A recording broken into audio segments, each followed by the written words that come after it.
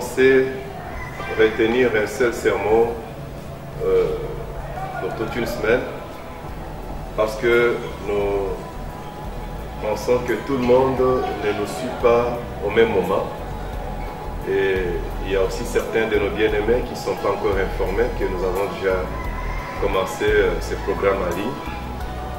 Alors on s'est dit que si on doit apporter 3 prédications, donc mercredi, vendredi, dimanche, il y a des prédications qui vont chômer, qui ne seront jamais suivies. Parce que celui qui vient en retard, qui va la prendre un peu en dernier, il va se dire qu'il va économiser ses mégabytes pour suivre la prédication de demain au lieu de suivre celle qui est déjà passée. Alors que nous voulons vraiment que ces petits messages que nous passons puissent être à la portée de tous. Et nous savons aussi que ce n'est pas simplement ceux de nos fidèles qui nous suivent. Et nous saluons tous nos bien-aimés qui nous suivent. C'est comme je l'ai appris le dimanche passé, qu'il y avait des frères qui n'étaient pas de cette bergerie qui nous suivaient et qui prenaient les programmes pour nous suivre encore ce dimanche. Je les salue, partout ils se retrouvent. Que Dieu vous bénisse richement. Nous passons un moment vraiment ténébreux, un moment difficile du virus qui est en train de sillonner le monde et de faire des victimes.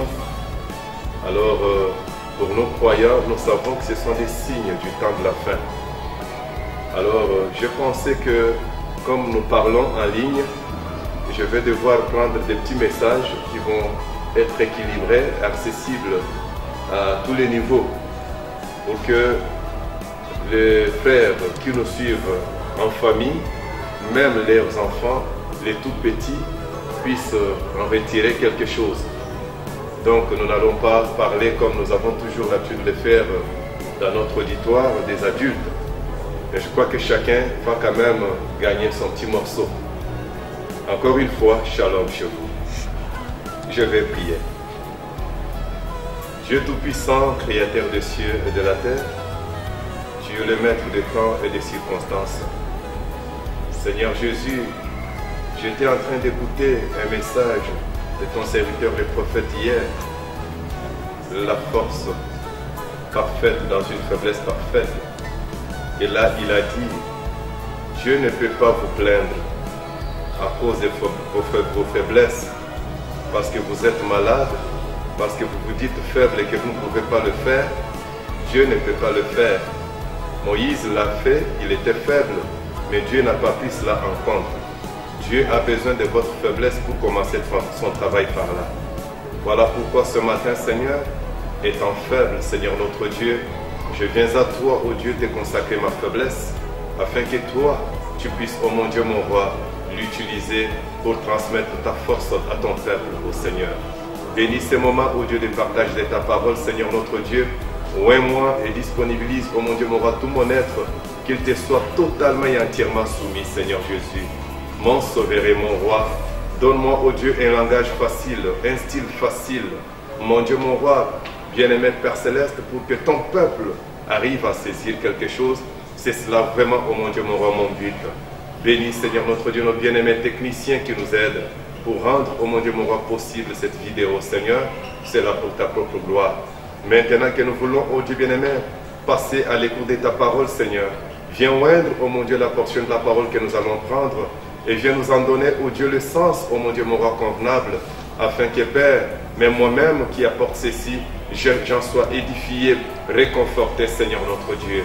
Accorde-le, Père, je l'ai demandé avec foi, dans les noms de Jésus-Christ, notre Sauveur et notre Roi. Ainsi je priais. Amen.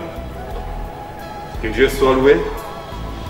Il fait beau à son service en ces jours de dimanche qui nous rappelle la grande victoire que le Seigneur a eue sur le séjour des morts, la tombe. Nous voulons ici dire que nous sommes forts parce que sa résurrection nous a rendus forts. Voilà, je vais vous demander là où vous êtes d'être dans l'esprit des prières et de bien vouloir prendre avec moi 2 Pierre 1, 19 à 21. Et vous allez également préparer Ephésiens 5, 14 à 16. Je commence avec 2 Pierre, avant de vous annoncer mon sujet. Et je crois que déjà sur vos petits écrans, vous l'avez déjà. Et nous tenons pour d'autant plus certaine la parole prophétique, à laquelle vous faites bien de prêter attention, comme à une lampe qui brille dans un lieu obscur, jusqu'à ce que le jour vienne apparaître et que l'étoile du matin s'élève dans vos cœurs. 20. Sachant tout d'abord vous-même qu'aucune prophétie de l'Écriture ne peut être un objet d'interprétation particulière. Car ce n'est pas par une volonté d'homme qu'une prophétie a jamais été apportée, mais c'est poussé par le Saint-Esprit que des hommes ont parlé de la part de Dieu. Gloire à Dieu. Nous passons à Éphésiens. Je parlais d'Éphésiens 5, 14 à 16. C'est pour cela qu'il est dit: réveille-toi, toi qui dors, relève-toi d'entre les morts, et Christ t'éclairera. Prenez donc garde de vous conduire avec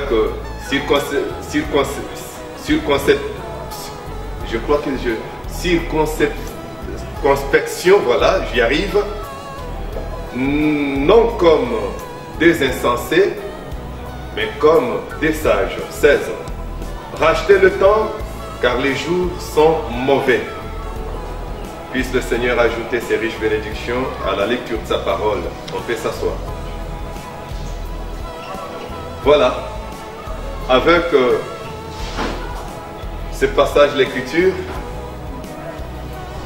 j'ai pensé prendre un petit sujet d'exhortation pendant quelques petites minutes que je vais intituler « Et si c'était maintenant ?» Serions-nous prêts? Un petit message d'exhortation. Et si c'était maintenant? Nous rappelons que le dimanche passé, nous avions parlé sur les projets de Dieu pour nous. Et nous avons compris que les projets de Dieu pour nous consistent dans son élection qui nous apporte, qui nous donne le salut, la vie pour l'éternité. Et que toute autre chose, c'est bien, mais c'est secondaire. Alors maintenant, puisqu'il était question du salut, puisqu'il était question de la vie éternelle, puisqu'il était question du départ, l'enlèvement, qui fait que l'épouse doit être aux aguets. Et là, la question ce matin, c'est « Et si c'était maintenant? Serions-nous prêts ?» Et je crois que s'il faut être prêt, nous savons que pour l'homme naturel, il pense à la mort physique bien entendu. Le chrétien même. Et parce que Frère Branham dit que du moment que nous sommes sur cette terre, même si nous vivons mal, même si nous vivons dans le péché, il y a encore l'expiation pour nous. Parce que le sang de Jésus-Christ couvre toute la terre. Mais si vous arrivez de partir sans vous être mis en ordre avec le Seigneur, alors vos péchés vous rattrapent. Voilà pourquoi il est de l'intérêt de tous que nous nous mettions en ordre avec le Seigneur, parce que nous ne connaissons pas l'heure du départ. Le départ, soit par la mort, soit par l'enlèvement qui guette l'épouse. Et si c'était maintenant? L'homme aujourd'hui, il est insouciant, indifférent. Il vit comme s'il avait 1000 ans devant lui. Et nous savons simplement le constater autour de nous lorsqu'il est question du coronavirus. Vous remarquerez que l'homme qui est sans Christ, sans nouvelle naissance, il vit comme si il avait une quelconque motivation pour l'éternité. J'ai vu aux États-Unis le président lui-même qui se bat contre le confinement. Et il a des partisans. Je l'ai vu également au Brésil. Ils ont préféré privilégier l'économie que la santé humaine. L'homme, il est vraiment inconscient du moment qu'il est en train de traverser. Et même quand vous lui demandez de porter un masque, il oublie que c'est pour son bien. Alors que nous, qui sommes chrétiens, nous exhortons même aux croyants de porter le masque et d'exécuter les mesures barrières. Parce que la parole nous recommande également la prudence. Mais regardez l'homme aujourd'hui. Vous savez aussi le remarquer lorsqu'il y a deuil.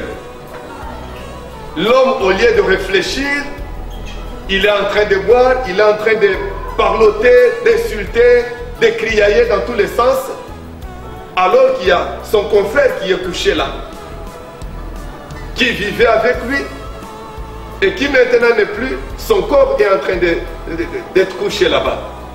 L'homme est insouciant, l'homme est inconscient, et le chrétien ne devait jamais vivre comme ça. Parce que la Bible nous demande de considérer les signes du temps. Et lorsque nous voyons les secousses arriver, lorsque nous voyons des fléaux s'abattre sur la terre, lorsque nous voyons des calamités naturelles s'abattre sur la terre, l'homme doit comprendre que c'est la fin. Il doit se préparer. Parce que même les animaux de champ, ils savent découvrir avant l'homme qu'il y a un tremblement de terre qui arrive. Mais l'homme, il est inconscient, mes frères. Et voilà ma question. Et si c'était maintenant, serions-nous prêts? Or, pour être prêts, on doit commencer par découvrir que c'est maintenant. Ça peut arriver à tout moment. Et je sais que beaucoup de croyants du message, là je m'adresse maintenant aux croyants. Beaucoup de croyants du message qui considèrent beaucoup de prophéties. Ils peuvent penser à Los Angeles par exemple et se dire, non, bon, ça c'est coronavirus, mais Los Angeles ne s'est pas encore effondré, donc il y a encore du temps. Ils peuvent penser à tout un tas de prophéties. Mais j'aimerais aujourd'hui vous surprendre que ce que vous attendez pourrait bien arriver dans l'espace d'une heure. Alors que vous vous mettez ça dans un espace lointain. Écoutez un peu cette première déclaration du prophète. J'ai dit que c'est un message de réflexion. Parce que c'est un temps où le chrétien ne doit pas être distrait. Écoutez un peu ce que Frère Branham nous déclare ici. Je prends la première déclaration dans l'ensevelissement qu'il a prêché le 20 avril 57. Notre prophète nous dit ceci. Au point 56, j'irai jusqu'au point 57.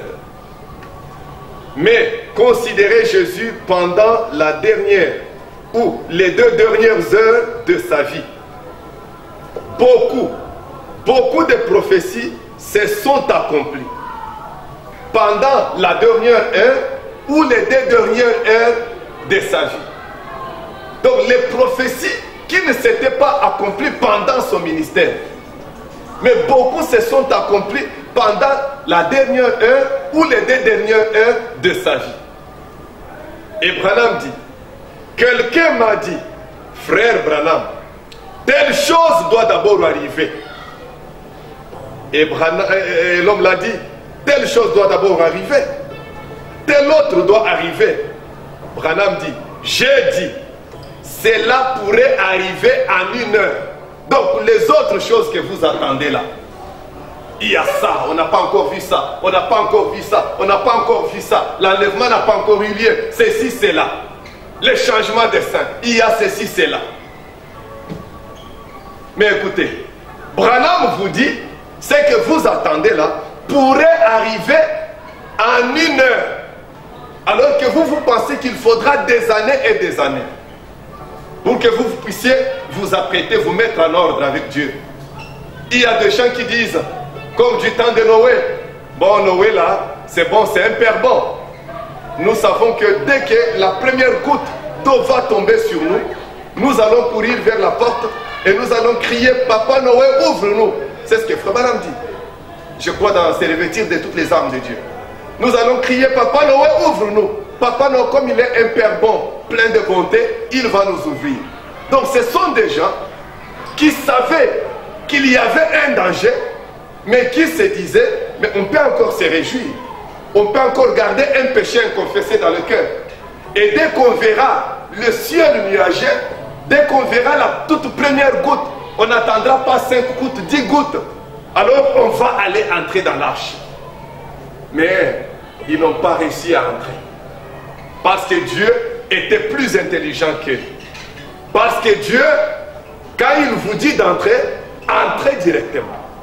Voilà pourquoi la dernière écriture que nous avons prise dans Éphésiens nous dit de racheter le temps. Car les jours sont mauvais. Donc le temps, il est à racheter. Parce que la minute d'après ne vous appartient pas. La seconde d'après ne vous appartient pas. Ce n'est pas à vous de gérer le temps, c'est Dieu qui gère le temps. Alors, ne soyez pas distraits.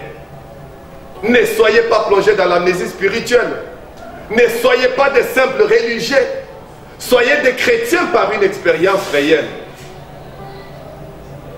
Ce que vous attendez là pourrait bien arriver dans l'espace d'1 heure. Oh, Los Angeles, tout ça, tout ce que vous connaissez là, tout ce que vous connaissez, que vous attendez là, dès qu'on aura appris que Los Angeles s'est effondré, alors à ce moment-là, j'irai prendre mon baptême. Alors à ce moment-là, j'irai passer des nuits entières à l'hôtel pour chercher le baptême du Saint-Esprit. C'est ce que tu t'imagines. Mais il sera pour toi trop tard. Écoutez la deuxième déclaration pour appuyer la même pensée. Dans le message « L'identification », prêché le 23 janvier 63. Mon souci, c'est d'atteindre tous les niveaux. Même les tout petits enfants, qu'ils comprennent qu'il n'y a plus de temps. Mes chers amis, j'ai suivi des informations, j'en ai partagé avec ma famille. Cette semaine, l'OMS a décliné, l'OMS a déclaré que le virus pourrait ne plus jamais disparaître. Alors, à quoi ça sert les efforts? On va avoir le confinement pendant combien d'années? Vous comprenez le danger qui vous guette? Il y a même des gens qui doutent que ce virus n'existe pas. Ils disent que toutes ces choses-là, ce sont des manœuvres. On entend les gens le dire. Vous comprenez combien l'homme est inconscient du danger qui le guette. L'identification du 23 janvier 63. Du point 6, je crois que nous irons jusqu'au point 9. Suivez ça, mes bien-aimés.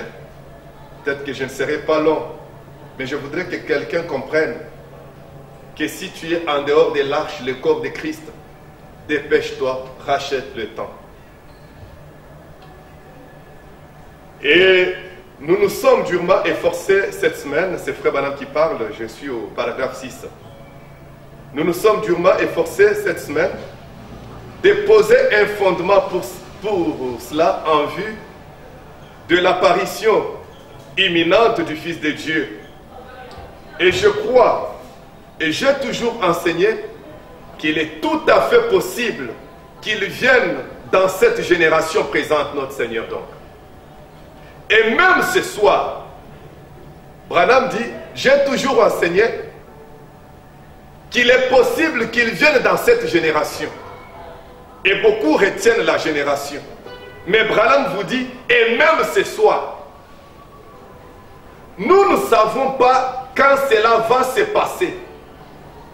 Mais nous voulons être tellement prêts, de sorte que, lorsque cela aura lieu, nous allions avec lui dans l'enlèvement.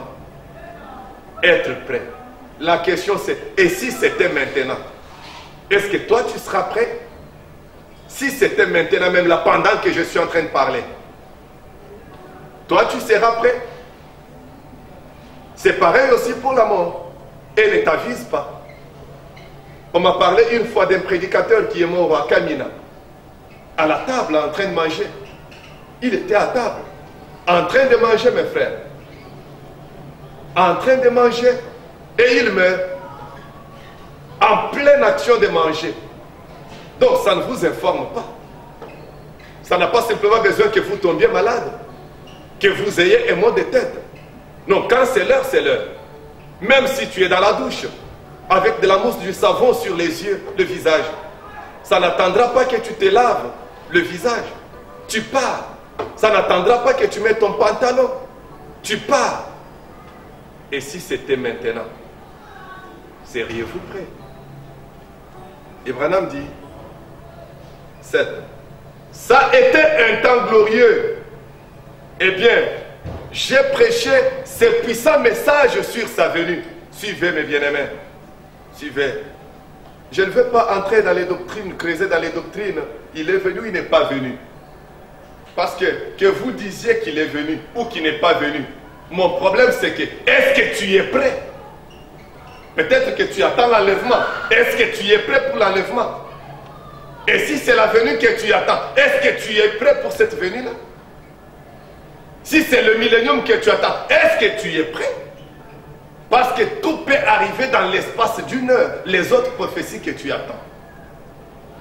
Non, mais quand je vais voir les morts commencer à apparaître, je me mettrai en ordre. Mais Branham dit, lui qui a dit que nous aurons 30 jours d'apparition sporadique pour les voir, il vous dit que ça peut arriver dans l'espace d'une heure. Le même Branham. Alors suivez ça.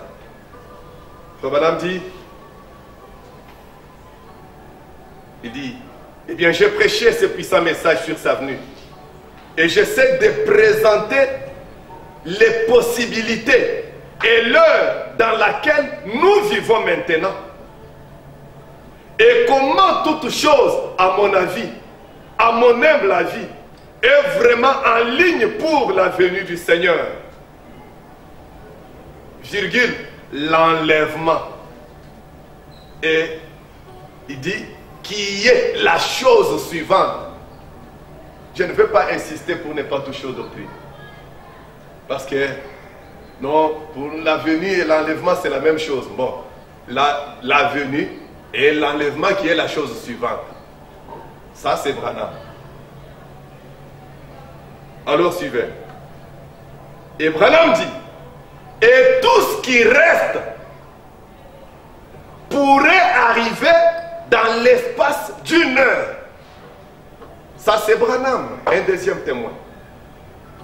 Tout ce qui reste pourrait arriver dans l'espace d'une heure.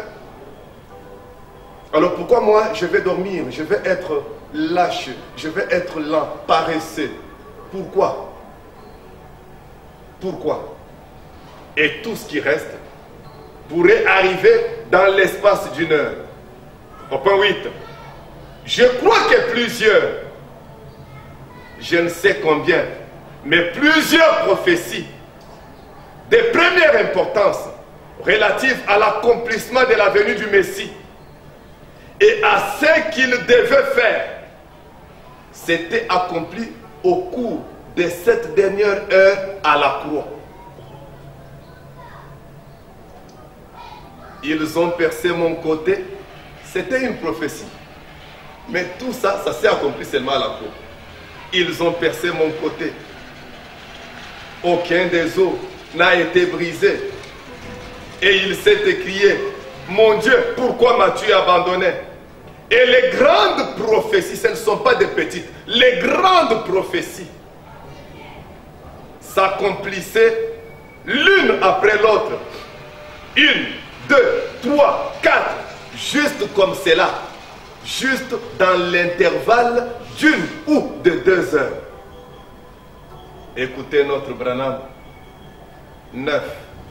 Eh bien, cela pourrait se répéter à son retour. Eh bien, cela pourrait se répéter à son retour. Et nous devons être en alerte, attendant. Et si c'était maintenant même là, pendant que tu es en train de me suivre, et si c'était maintenant même là, avant que je n'arrive à la fin de mon sermon, et si c'était maintenant même là, seriez-vous prêts? Seriez-vous prêts? Si c'est pour rentrer dans la gloire, est-ce que tu seras prêt? J'étais en train de méditer pendant que je venais dans mon véhicule. Je pensais un peu à David. J'ai dit, cet homme-là, qui vivait sous le sang des boucs et des taureaux, David, vivant sous le sang des boucs et des taureaux, mais lisez un peu les déclarations de David. Il dit, Seigneur, je suis un homme intègre. Lequel de nos croyants aujourd'hui peut dire ça à Dieu? Tous quand nous prions, Seigneur, pardonne-moi, tu connais mes faiblesses, tu connais mes manquements. C'est pas mal, c'est pas mal. Mais quel jour tu diras à Dieu, je suis un homme intègre.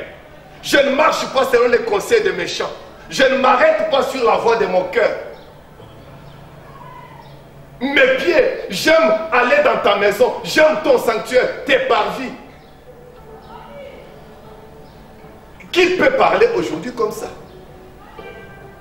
Si vous le dites en récitant parce que David l'a dit. Mais David, lui, ne le disait pas parce que quelqu'un d'autre l'avait dit. Et Dieu savait qu'il avait raison. Et j'ai même compris pourquoi quand il est tombé et qu'il s'est repenti, Dieu l'a appelé, tu es l'homme selon mon cœur. Parce que Dieu savait son intégrité. Il savait que David était un homme debout. Parce que Dieu ne l'a jamais traité de menteur quand il disait qu'il était intègre. Qui peut parler aujourd'hui comme ça? Mais tous nous attendons l'enlèvement. Alors que même pas une seule fois dans notre prière, même pas une seule journée dans notre prière, nous nous sommes tenus là pour dire, Seigneur, tu sais, je suis intègre. Je suis un homme sincère. Qui peut dire ça? Dire simplement que je suis sincère. Pendant que tu le dis, ton cœur te dit, non mais attention, attention. Or la Bible dit, si votre cœur vous condamne, oh, comme c'est grave. Tu pries mais tu sens que ton cœur te condamne. Et vous pensez que Dieu va vous exaucer comme ça.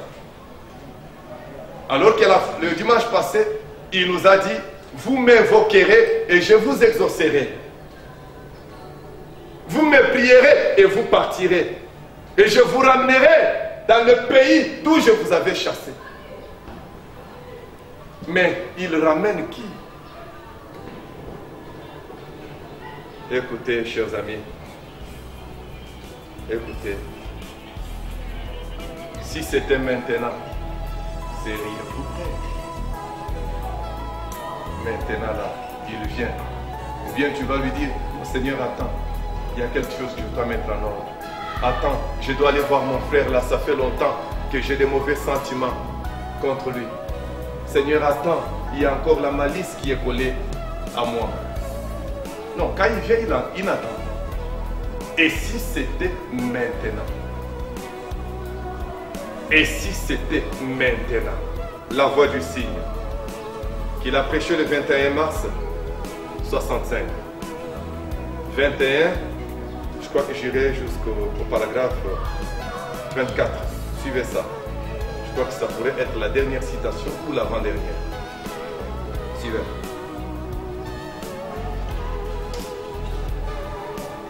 Vous en entendez trop parler aujourd'hui. Que Dieu est un Dieu bon. Il est un Dieu bon. Mais rappelez-vous, il est le Dieu de la sainteté. C'est un Dieu bon. Mais rappelez-vous qu'il est le Dieu de la sainteté. Le Dieu qui ne peut pas laisser passer le péché. Il ne peut pas laisser passer le péché. Le prix a été payé pour cela. Et il vous faut accepter cela sur sa base. Pas sur votre propre base, mais sur sa base. Et rappelez-vous, il est le Dieu de la colère. Le Dieu de la fureur. Le Dieu bon là. Il est le Dieu de la colère. Il est le Dieu de la fureur. Et vous vous tiendrez devant un Dieu en colère. Pas juste devant un Dieu de bonté et de miséricorde. Ce soir, il est votre sauveur. Mais ce jour-là, il sera votre juge. Rassurez-vous donc de ne pas laisser une seule chose non accomplie. Oh! Rassurez-vous donc de ne pas laisser une seule chose non accomplie. C'est-à-dire, Dieu nous a placés sur cette terre pour un but. Et vous devez découvrir, si vous exécutez très bien votre tâche par rapport à votre but, et vous devez atteindre ce but-là. Et manquer de but, c'est ça le péché. Et le péché, c'est l'incrédulité. L'incrédulité par rapport à quoi? Par rapport au but. Parce que tu as dévié du but. Ecclésiaste a dit, Dieu a fait des hommes droits, mais ils ont cherché beaucoup de détours. Et vous vous tiendrez devant un Dieu en colère, pas juste devant un Dieu de bonté et de miséricorde. Ce soir, il est votre sauveur, mais ce jour-là, il sera votre juge. Alors, j'étais déjà au 22. Rassurez-vous de ne pas laisser une seule chose non accomplie. Amis. Cela ne va pas, ça ne paye pas. Quand tu laisses une seule chose non accomplie, oh, il fallait que je m'étende un peu là-dessus. C'est que toi tu appelles petit mensonge là. Tu sais que tu as menti ton mari. Pas simplement par rapport à tes vertus. Mais un petit rien. Mais qui a déplacé ici? Non, ce n'est pas moi. Oh non, j'avais peur parce qu'il allait gronder. Non, c'est un petit mensonge selon toi. Mais chez Dieu, il n'y a pas de grand et de petit. C'est un mensonge. Et tant que tu n'auras pas mis cela en ordre, c'est une seule chose que tu as laissée non accomplie. Et c'est cette chose-là qui va te barrer la route quelque part. Pasteur, tu es trop rigoureux ce matin. Mais il faut que je vous dise la vérité, il faut que je lise la parole.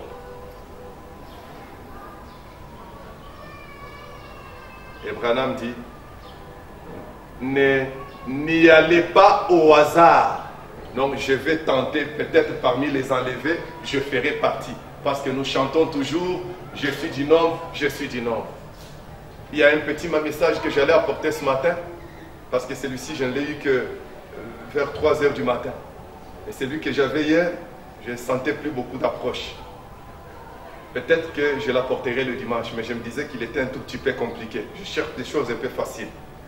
Et là-dedans, j'allais vous montrer. Quand nous disons toujours, il nous a vus tous là-bas. Parfois, on comprend mal ces choses-là. Il nous a vus tous c'est qui, nous c'est qui. Et parfois, on reste dans cette distraction-là comme ça. Alors écoutez, n'y allez pas au hasard. Donc, comme pour tenter, je vais pour tenter. Frère Branham disait même pour les gens qui venaient dans la ligne de prière, il dit, si vous venez pour tenter, vous ne serez pas guéris. Si vous venez parce que tel autre vient, vous ne serez pas guéris. Mais la femme à la perte de sang n'était pas allée pour tenter. Il y avait une autre foule avant elle. Mais elle a atteint le but. Elle a eu la solution à son problème. Elle a eu sa guérison. N'y allez pas au hasard. Parce qu'il y a beaucoup de gens qui sont venus à Christ ou au message sans savoir pourquoi ils sont venus. Ou soit ils savent pourquoi ils sont venus, mais leurs objectifs ne sont pas les objectifs de la parole. Il est venu parce qu'il a peur des sorciers. Il est venu parce qu'il a besoin de l'argent. Il est venu parce qu'il a besoin du mariage. Il est venu pour telle et telle autre chose. Mais les projets de Dieu pour nous sont pour le salut. Sont pour le salut. Du temps de Jésus, plusieurs les suivaient, mais c'était pour qu'il puisse multiplier les pains et les poissons. Mais quand il a arrêté de le faire, toute cette foule-là est partie. Juste une minorité est restée. Rassurez-vous, je continue avec la lecture. Rassurez-vous. Et Branham insiste. Soyez 2 fois sûrs. Oh. Rassure-toi. Ne sois pas sûr une seule fois. Mais soyez 2 fois sûrs, car vous n'aurez pas une autre occasion. J'aime vraiment accentuer ça comme ça. car vous n'aurez pas une autre occasion. Celle-ci est votre unique occasion pendant que vous êtes ici sur terre. Pendant que vous êtes ici sur terre.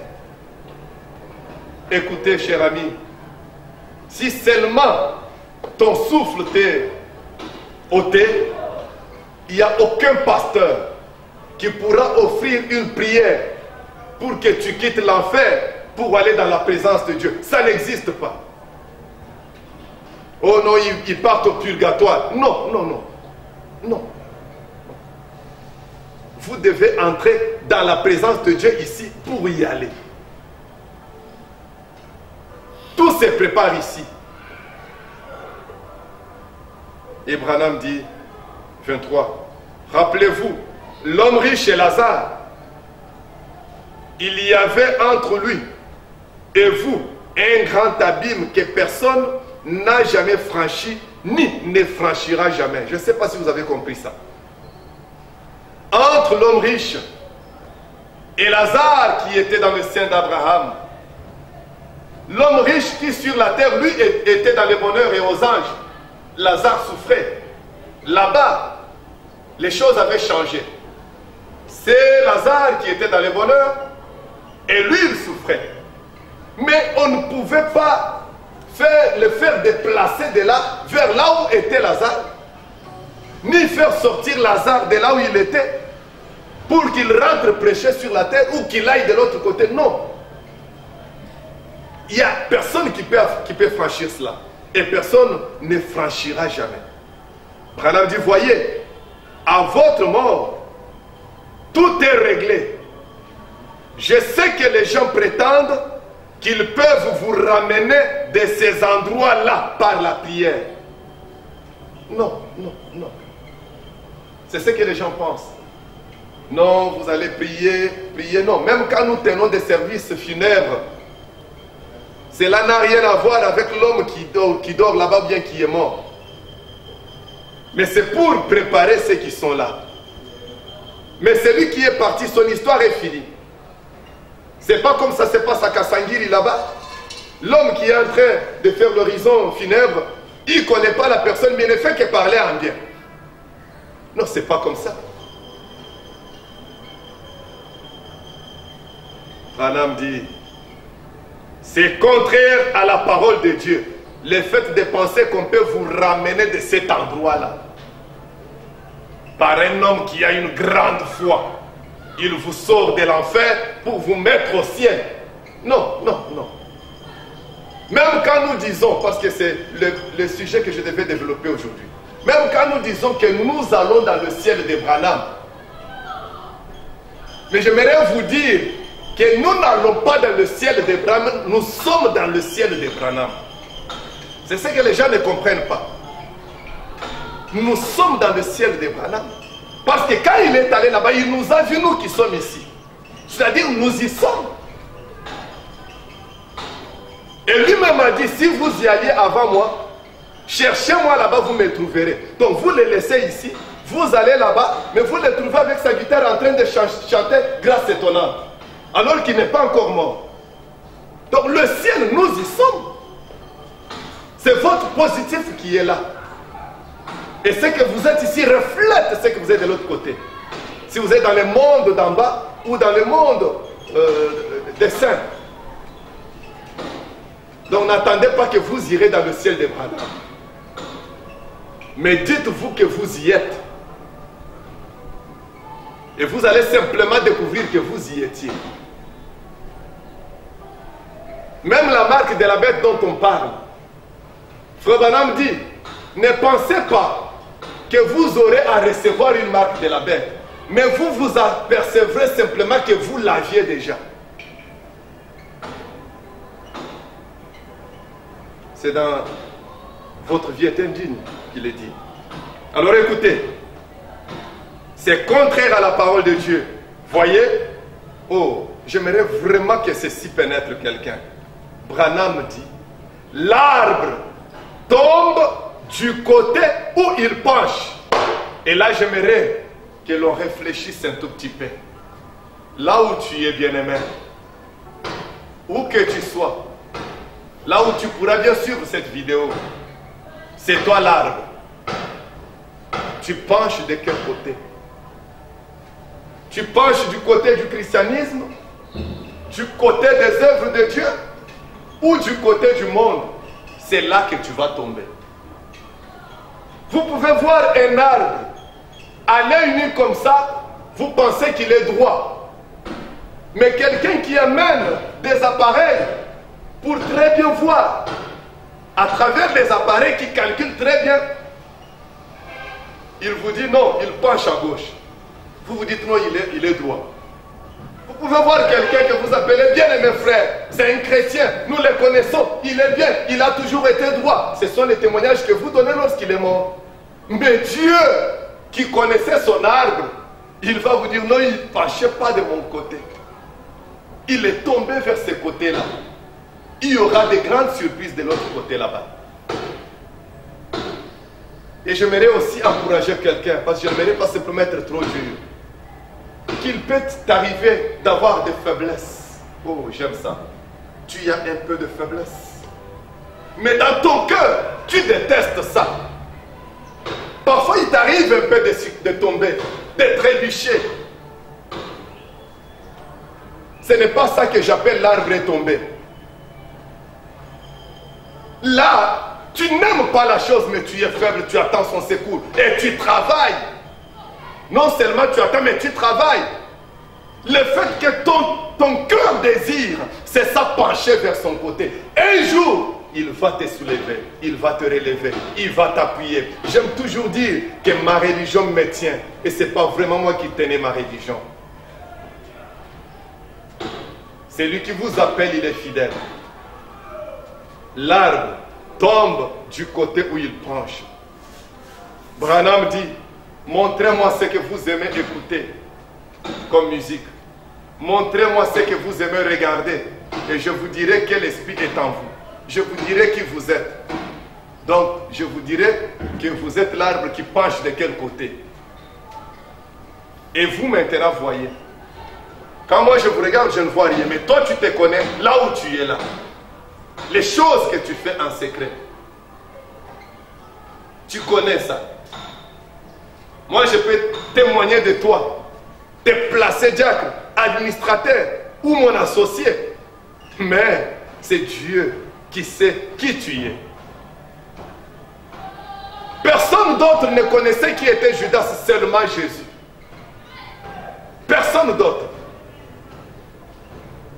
Mais regardez de l'autre côté, il y avait une femme samaritaine qui était prostituée, mais elle penchait vers les choses de Dieu. À un certain moment, il y a eu permutation. C'est Judas qui est sorti et c'est elle qui est entrée. L'arbre tombe du côté où il penche. Et Jésus lui-même a dit, il y avait un grand abîme. J'aimerais qu'on mette déjà près de la croix là-bas.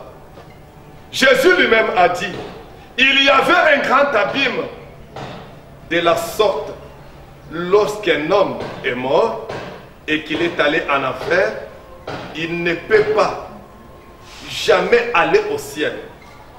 Personne n'a jamais traversé cela et ne le traversera jamais. Vous pouvez payer autant de dollars au prêtre pour qu'il fasse une messe. Rien ne vous ramène. Vous dépensez ce que vous avez, ce que les parents ont pour rien. Tu es parti et c'est fini. Tu es parti et c'est fini. Branham dit, la question est réglée pour moi. Du moment que Jésus a dit que c'était cela, c'est tout ce qu'il en est. 24.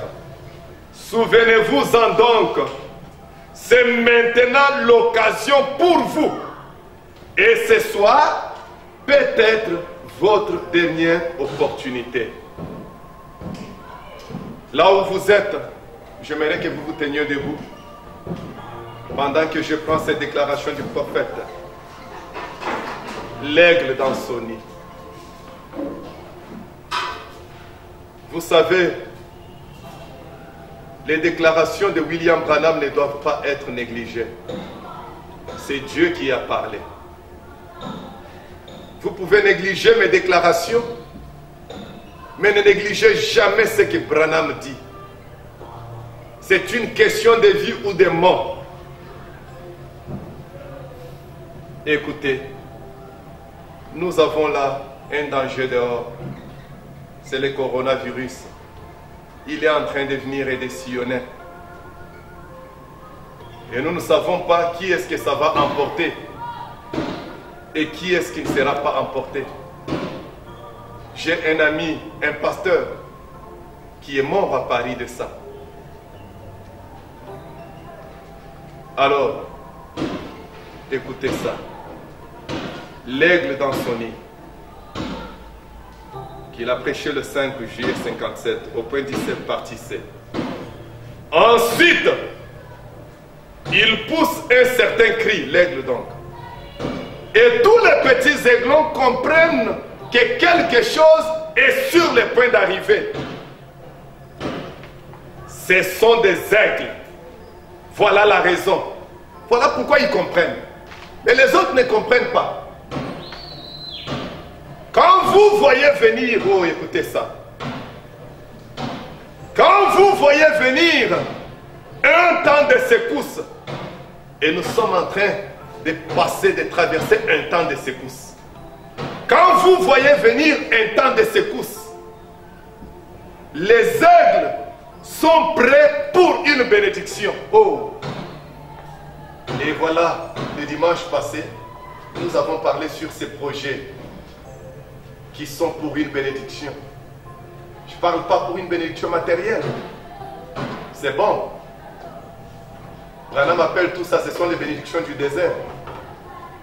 Mais je parle de la bénédiction du pays, le salut, la vie éternelle, Christ en vous, l'espérance et la gloire. Et Branham dit, quand vous voyez venir un temps de secousse, les aigles sont prêts pour une bénédiction. Je suis en train de dire aux aigles que ce que vous voyez arriver annonce une bénédiction pour vous. Il y a un départ, il y a un enlèvement. Vous pensez aux autres prophéties, ça peut arriver dans l'espace d'une heure. Quand vous voyez un temps de secousse, les aigles sont prêts. Pourquoi? Pour une bénédiction. L'église est prête pour quelque chose. La vraie église de Dieu, quand il voit venir un temps de secousse, et si tu es la vraie église de Dieu, quand tu vois un temps de secousse, qu'est-ce que ça te dit? Quand Noé a vu Enoch partir, c'était un temps de secousse pour lui. C'était une séparation, c'était douloureux. Et Branham dit, Noé s'est mis au travail. Pourquoi? Il a vu son compagnon partir. William Marion Branham dit que quand Martin Luther a vu son compagnon, son fidèle ami, son meilleur ami, traverser, mourir, c'est là que Martin Luther a donné sa vie à Christ. Pourquoi un temps de secousse? Il a compris que non, je dois prendre une décision. Et si c'était maintenant, est-ce que tu seras prêt? Et si c'était maintenant, est-ce que tu seras prêt? J'allais prendre ça, mais j'aimerais simplement citer ça. Frère Branham dit, dans la voie du signe ici, qu'il a prêché le 14 février 64, que la promesse de Dieu, elle est déjà prête pour vous. Dieu, il est déjà prêt. Il attend simplement que le peuple crie et gémisse. Il attend simplement que le peuple crie et gémisse. Je lisais dans ma méditation, on a envoyé une requête à Frère Branham. Je crois que j'ai la brochure avec moi dans mon sac. On lui dit, dans un pays j'ai oublié le nom du pays, il y a un fléau qui est en train de faire des victimes là-bas, comme le coronavirus aujourd'hui. Mais là, ce n'était pas une pandémie parce que c'était simplement sectorisé.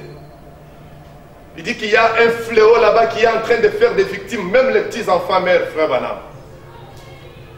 Et frère Branham, quand il commence à prier, il commence d'abord par confesser ses propres péchés. Et il demande pardon à Dieu pour l'Église. Et puis il dit, si ces pays-là veulent survivre, qu'ils se mettent en pleurs, qu'ils crient vers Dieu, et Dieu va les écouter.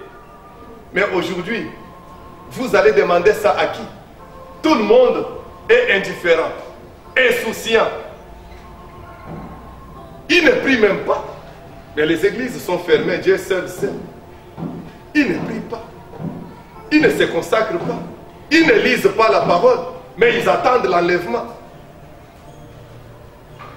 Ils attendent l'enlèvement. Quel enlèvement? Enoch a marché avec Dieu toute sa vie jusqu'à monter. Voilà comment on attend l'enlèvement. En marchant avec Dieu toute sa vie jusqu'à monter. Frère Branham dit, si je puis prendre simplement ça, là où il dit, parce que c'est par là que nous devons vraiment prier. Et puis, il avait entendu leurs cris, donc les cris du peuple d'Israël, leurs gémissements et leurs prières. Ils attendaient seulement Dieu, le peuple. Dieu les attendait. Il avait son prophète là, dans le désert, c'était Moïse. Je suis au point 51. Mais, il attendait seulement que le peuple l'appelle à entrer en scène. Est-ce que tu peux l'appeler à entrer en scène? 52. Je crois qu'il fait la même chose aujourd'hui. Nous avons un prophète. Et il y a des secousses. Et je crois qu'il fait la même chose aujourd'hui. J'ai dit, frère Branham, qu'il attend que son église appelle cela sur la scène. Il attend que tu appelles, afin que lui puisse agir. La promesse d'aujourd'hui est prête. Mais il doit amener les gens à prier et à gémir comme les autres l'ont fait là-bas. Alors la chose entrera en scène. Voyez-vous? Et j'aimerais que là où tu es, tu comprennes que tu dois gémir. Tu dois prier, non seulement prier, mais gémir. Et on ne peut pas gémir sans un cœur repentant.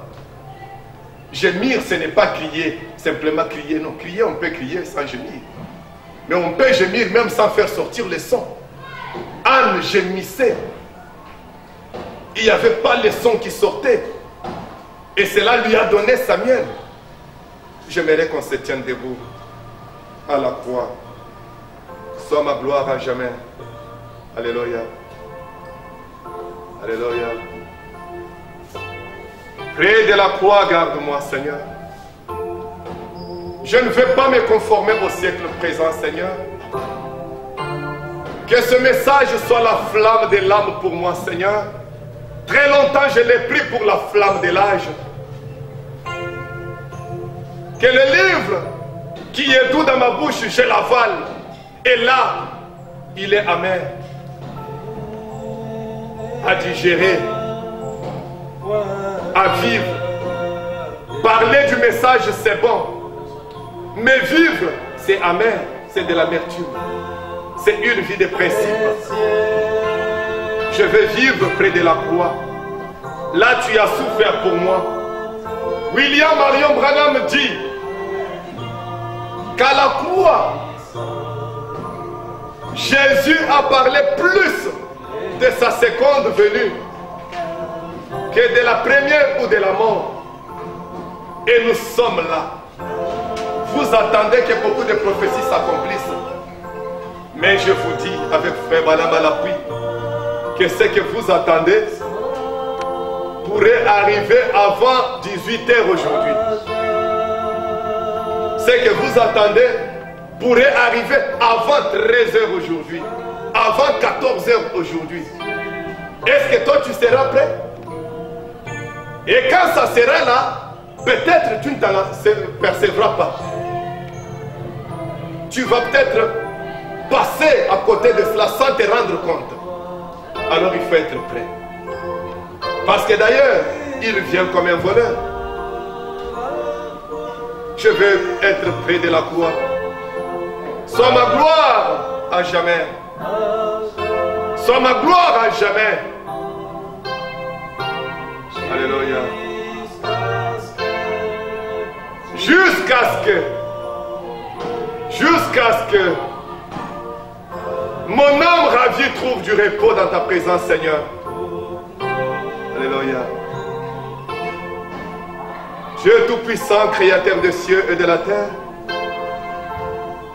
Merci, Seigneur, parce que moi-même qui étais faible, tu m'as apporté la guérison, Seigneur, alors que je n'imaginais pas apporter ce message ce matin. Mon Dieu, mon roi, je t'ai consacré ma faiblesse. Seigneur, toi, tu m'as donné ta force. Merci, Seigneur. Mais mon grand souci, c'est qu'au-delà de ma force, tu atteignes chaque cœur, chaque âme, chaque famille. Que tu visites chaque maison, Seigneur. Que tu crées dans leur cœur, oh Dieu, ces soucis. Mon Dieu, mon roi, de se mettre en ordre avec toi. D'avoir la paix avec toi. Seigneur, accorde le Dieu de William Marion Branham. Seigneur Jésus, bénis Israël Tabernacle, mon petit peuple, que je te consacre, oh Dieu. Nous passons des moments difficiles, des secousses, où à manger devient difficile, où les autres n'ont plus, oh mon Dieu, mon roi, de possibilités pour supporter leur loyer. Les autres n'ont plus de garantie, Seigneur. Tout est difficile, mais tu nous as dit qu'aucun malheur n'arrive sur la terre sans que tu en sois l'auteur. Mais tu nous as dit qu'au travers de tout ça, Seigneur, tu veux, oh Dieu, nous faire du bien, car toute chose concourt au bien et pour le bien. Que ton nom soit loué, Seigneur. Bénis, Seigneur, notre Dieu, ces moments. Bénis, Seigneur, notre Dieu, tes serviteurs et toutes les épouses partout dans le monde. Nous voulons te recommander, Seigneur, notre Dieu, le programme de dimanche. Puisses-tu, oh mon Dieu, mon roi, mettre ton onction, oh mon Dieu, dans cette bande, afin que quiconque la suivra, Seigneur, Jésus, il puisse, au Père Tout-Puissant, chercher, oh mon Dieu, mon roi, la réconciliation avec toi, Père. Nous n'avons pas cherché, oh mon Dieu, mon roi, un langage supérieur au Dieu. Mais Père, nous avons voulu, Seigneur, que toi tu nous aides par la puissance du Saint-Esprit. Nous croyons que tu l'as fait. Tout cela pour ta propre gloire. Au nom du Seigneur Jésus-Christ, notre Sauveur et notre Roi, nous avons ainsi prié, Père. Amen. Amen. Que Dieu vous bénisse chez vous. Shalom chez vous. Et à la prochaine. Dieu vous l'aime.